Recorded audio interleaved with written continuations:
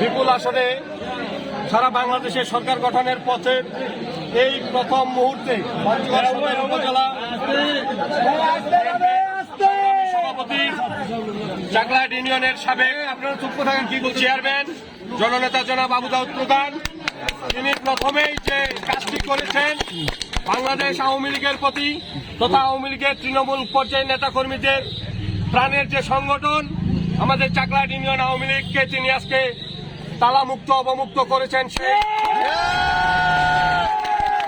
যারা এই দেশটাকে পাকিস্তান বানাতে চেয়েছিল, যারা বাংলাদেশের স্বাধীনতার পক্ষের প্রতিটি দলকে নিশ্চিহ্ন করার চিন্তা ভাবনা করে বাড়িতে অফিসে হামলা করে বন্ধ করে রেখেছিল, সেই অফিস আজকে প্রথমেই তিনি চাকলাহাট ইউনিয়ন আওয়ামী লীগ অফিস অবমুক্ত করলেন। আমরা চাকলাহাট ইউনিয়ন আওয়ামী লীগ সহ সকল অঙ্গ সহযোগী সংগঠনের পক্ষ থেকে তিনার কাছে আমরা কৃতজ্ঞতা প্রকাশ করছি।